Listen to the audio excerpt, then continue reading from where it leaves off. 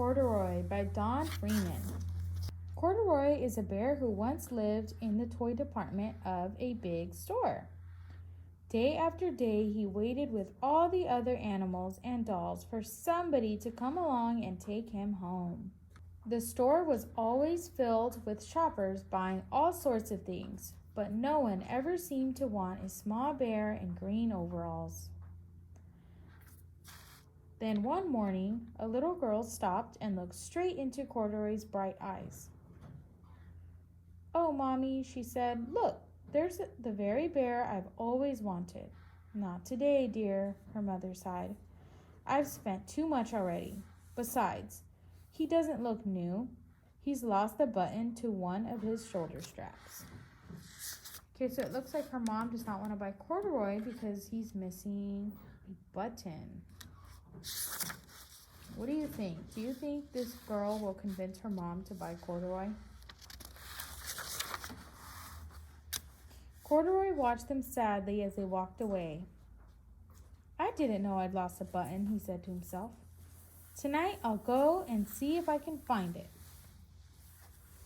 Do you think he'll find the button? He thinks if he finds a button that maybe her mom will change her mind and buy it for her.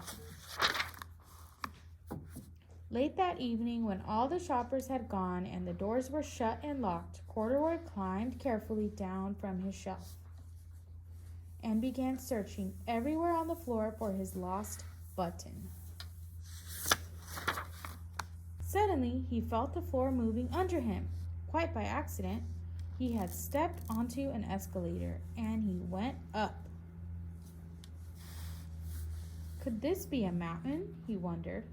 I think I've always wanted to climb a mountain. Is that a mountain? No, right? It's an escalator. He stepped off the escalator as it reached the next floor, and there before his eyes was an amazing sight. Tables and chairs and lamps and sofas and rows of beds. "This must be a palace," Corduroy gasped. "I've always wanted to live in a palace."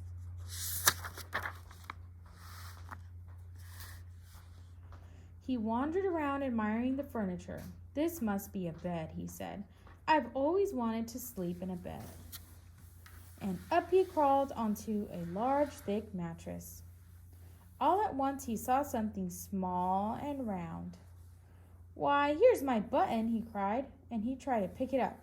But like all the other buttons on the mattress, it was tied down tight.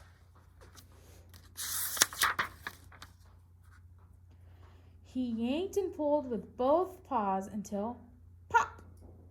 Off came the button, and off the mattress Corduroy toppled. Bang! Into the tall floor lamp. Over it fell with a crash. Corduroy didn't know it, but there was someone else awake in the store. The night watchman was going his rounds on the floor above. When he heard the crash, he came dashing down the escalator. "Now, who in the world did that?" he exclaimed. "Somebody must be hiding around here." Do you think he's going to find Corduroy? He has his flashlight. He flashed his light under and over sofas and beds until he came to the biggest bed of all, and there he saw 2 fuzzy brown ears sticking up from under the cover. "Hello," he said. "How did you get upstairs?" What do you think Corduroy is going to say to the man? The watchman tucked Corduroy under his arm and carried him down the escalator and set him on the shelf in the toy department with the other animals and dolls. Do you think Corduroy's sad? I don't think he's too happy because he was not able to find his button. Corduroy was just waking up when the first customers came into the store in the morning. And there, looking at him with a wide, warm smile, was the same little girl he'd only seen the day before. "I'm Lisa," she said, "and you're going to be my very own bear. Last night I counted what I've saved in my piggy bank, and my mother said I can bring you home. Okay, so she's telling Corduroy that she has enough money to buy him herself. Shall I put him in a box for you? The saleslady asked. Oh, no, thank you, Lisa answered, and she carried Corduroy home in her arms. She ran all the way up 4 flights of stairs into her family's apartment and straight into her room. Look how excited she is.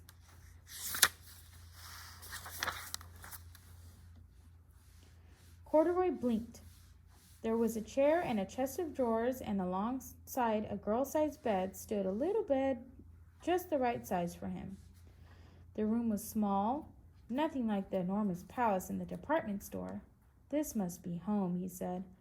I know, I've always wanted a home. Lisa sat down with Corduroy on her lap and began to sew a button on his overalls.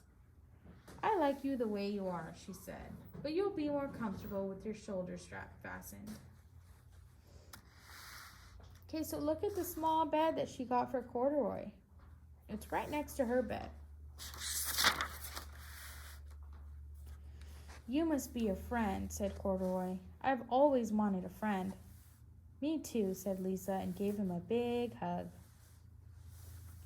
Okay, so at the end of the story, Corduroy ended up going home with the little girl, right? Look how happy Corduroy is. I hope you enjoyed this story. Have a great rest of your day. We will see you tomorrow.